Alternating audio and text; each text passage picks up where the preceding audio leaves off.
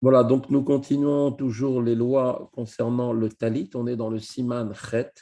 On avait vu donc que on est dans les lois qui concernent le talit. Donc maintenant, on va parler maintenant du petit talit. Talitot ketanim shalanu shanu noagim lilbosh, le petit talit katan que nous avons l'habitude de mettre sur soi. Afalpi sheen baem itouf, bien qu'il n'y a pas la grandeur suffisante pour faire comme le talit gadol de manière à pouvoir s'envelopper complètement. Yotseim behem yede chovat tzitzit, malgré tout, on peut être quitte de la mitzvah des tzitzit. D'ailleurs, c'est pour ça qu'on le garde sur soi durant toute la journée et on ne marche pas plus que, on n'a pas, comme on sait, on ne pourra pas marcher moins de 2 amot, c'est-à-dire donc en fait de 4 amot, pardon, moins de 2 mètres sans avoir les titites sur soi.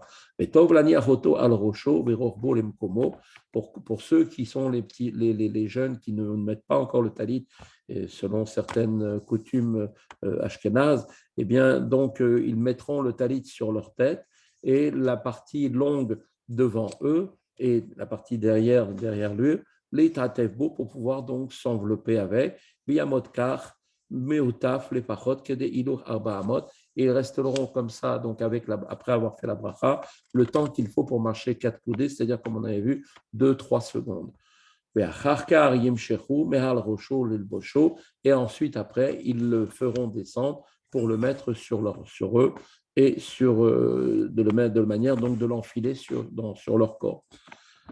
Donc, on commence les dynimes. Talit katan, le talit katan, shiuru et sa grandeur, quelle est la mesure exacte?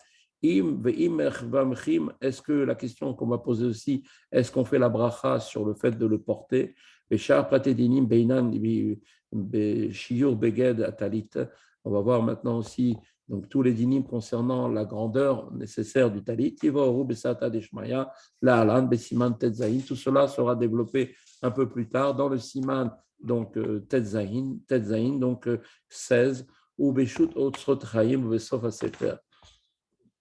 Marzir Shte Tzitziot Lefanav Shtem Lachorav Kede Sheye Mesuvav Bemizvot.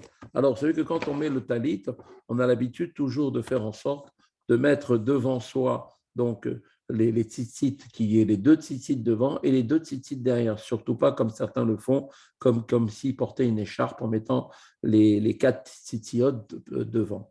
Comme Nidbaer Lehi, tout cela sera aussi expliqué plus tard. Shachar Gamar Itouf, une fois qu'on a terminé donc de s'envelopper comme le faisaient les Arabes, en fait, hein, dans Marzir, Chetet, Tzitziot et Fanav, ensuite on mettra les 2 tzitziot devant, Veshtahim, Lachorav, 2 tzitzit derrière, Kedeshim et Souveb et Mitzvot. Pourquoi? Pour être complètement entouré de toutes les Mitzvot, puisque les tzitzit représentent à eux-mêmes les 613 commandements. Et donc, quand on les met devant et derrière, c'est-à-dire qu'on est entouré des mitzvot. On verra tout ça plus tard dans le Siman Chavdalet 24. Chez Sham, Nidbaer, Im Tzarich Lahavir, Kol Arba Tzitziot Lefanav. On verra si il faut mettre au départ, faire passer les 4 tzitziot devant soi au moment où on est en train de faire le Kriyat Shema de Shachrit. Vous savez qu'on a l'habitude de prendre tous les 4 tzitzit et de les mettre devant nous au moment du Kriyat Shema. Yesh Shenahagu Asot Atara Betzad Echad Shel Talit. Il y a certains qui ont l'habitude de faire comme une broderie, pour faire comme une couronne autour du talit, de l'endroit où on met la tête, Kede Shetiel et Siman, pour que ce soit pour eux un signe distinctif. Comme ça, ils savent de quel côté ils doivent mettre, si c'est à l'endroit ou à l'envers. Chez Otan, Tzitziut Shezachul Yod Milefnim, Yihut Tamid Milefnim, pour que, en fait, la partie qui doit être à l'intérieur restera toujours à l'intérieur. Et pourquoi on fait ça? Parce que, en fait, on doit toujours monter dans la sainteté, jamais descendre. Donc, si ce qui était au-dessus, un jour, je le mets en dessous, en fait, je les fais descendre de niveau. C'est pour ça qu'on fait attention de toujours monter dans la Gdusha. Et d'ailleurs, ils ont apporté une preuve de cela dans le Talmud de Jérusalem, dans le traité Shabbat, Perek Yudbet al Gimel, al Krashe Mishkan. En parlant là-bas, on parlait de quoi? On parlait des poutres du Mishkan. Karesh Shezacha Nathan Betzafon, Leolam Betzafon. On avait vu qu'il y avait un ordre. Chaque poutre qui était à sa place au départ, celle qui avait mérité qui avait été choisie comme ça par le sort était celle qui était au nord, eh bien, elle devait rester au nord. Certains disent que cette couronne qui est faite, donc cette broderie qui est au-dessus du talit, il ne faut pas la faire ni en argent ni en or. À Roche Bilvad, parce que sinon on aurait l'impression que cela est seulement la seule chose que l'on veut, c'est se couvrir avec cet or ou cet argent. Cependant, il nous dit maintenant, d'après la halacha, concrètement, comment on fait, on n'a pas besoin de faire cette couronne au-dessus du talit.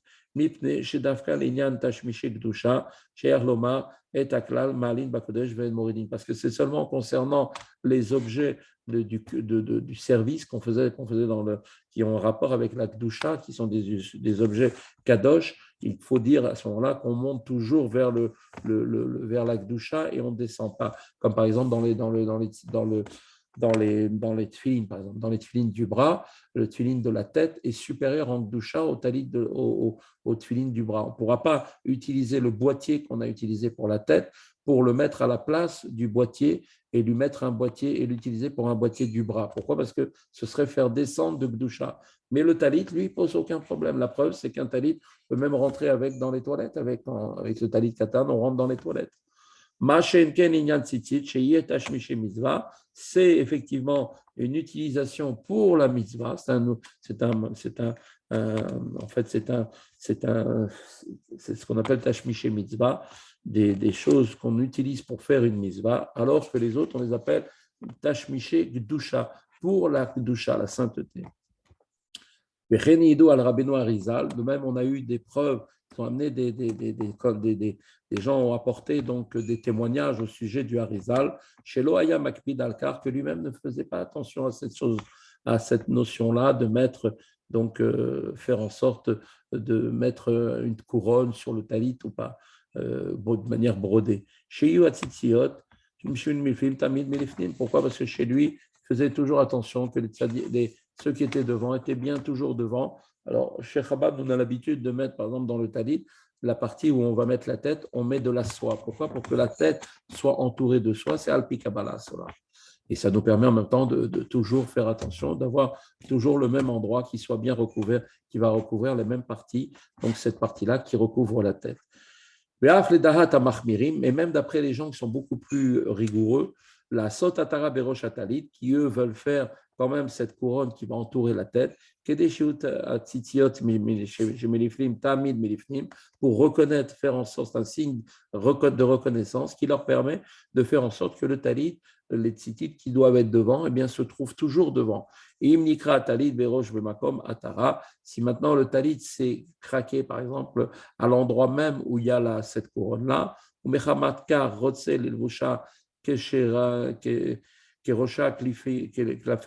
si maintenant, parce que c'est déchiré en haut, il veut prendre le bas, qui normalement pend toujours vers le bas, pour le mettre à la place du côté de sa tête, à ce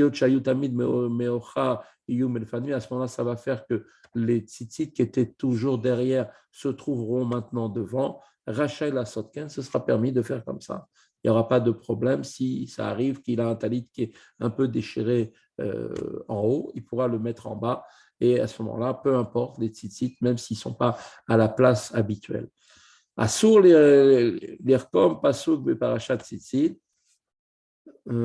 או ברכת הטלית, בין בהתרת שבראש הטלית, בין בשאר מקומות שהטלית, לפני שהטלית תשמישי מצווה היא, ואין בה קדושה הגוף, ויש לחוש שמה יבואו דברי הקודש הכתובים עליה לידי ביזיון, על ידי שייכנסה לבית הכיסא ולבית המרחץ.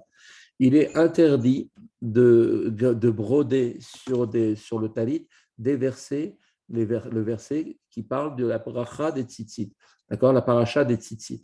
D'accord? Et Itatev, Vetsitsi, tout ça, de le marquer, de le broder sur le talit. Pourquoi? Parce que, en réalité, ou bien mettre la bracha, Baruchata Hashem, al Itatev, Vetsitsi, de marquer ça en broderie, que ce soit au-dessus de la tête comme une couronne, ou que ce soit à d'autres endroits du talit. Pourquoi? Parce que le talit, lui, c'est ce qu'on appelle un tashmiché mitzvah. C'est quelque chose qu'on utilise pour la mitzvah. il n'a pas la Gdusha, d'accord? Il n'a pas de Gdusha en soi lui-même. Et donc, on a peur que peut-être que ces paroles qui, eux, sont kadosh, qui sont maintenant écrites sur le tzitzit, sur le talit, vont être amenées on va un peu les déshonorer. Comment? Par exemple, quand on va rentrer avec les tzitzit dans les toilettes, hélas, ou bien dans un endroit, une salle de bain. Donc là, comment tu fais rentrer des paroles de Torah? Tu les mets dans un endroit pareil, c'est pas possible. Cependant, s'il a quand même fait cela, il a quand même marqué les mots de la prière ou bien du passouk, du verset qui parle du tzitzit sur le talit gadol. Da'at kama poskim la'atir la'ashir arikima à la talit. Donc, ce sera permis de le garder et de laisser donc cette broderie sur le talit. Lo yeshev makom ariga tapsukim ou abracha. Par contre, feront très attention de ne pas s'asseoir au moment où ils mettent le talit, que cette chose tombe en bas, de manière à s'asseoir sur ces mots, les mots qui sont brodés sur le talit lui-même. Ils feront donc aussi très attention de se comporter avec sainteté sur ce talit. Et si au bout d'un moment, le talit s'est commencé un petit peu avec le temps, il a commencé à être usé à ces endroits-là. Isaër, Shelo, Izrekeina, il fera attention de ne pas jeter ce talit-là n'importe où. Et là, il gnose autant, on sera obligé maintenant de le mettre à la gnisa, comme des tzitzit, comme des tfilines, pardon, les parchemins des tfilines ou bien des mezuzot. Et Hamad Ivra Kodesh a reconnu Maléa du fait qu'il y a maintenant des paroles de Torah qui sont des paroles saintes, qui sont brodées dessus. À Mahmir, la Asir Makom Arikima, mais à la Talit, l'ignoso tavo à la bracha, celui qui prend sur lui d'être un peu plus rigoureux et de retirer l'endroit où ça a été brodé au niveau du talit pour pouvoir et qu'il veut maintenant le mettre à la gnisa, tavo à la bracha, c'est une bonne chose pour lui. Comme ça, il évitera pas mal de problèmes. Voilà, donc nous avons terminé l'ensemble du cours. Je souhaite à tous une bonne journée et à demain si Dieu veut.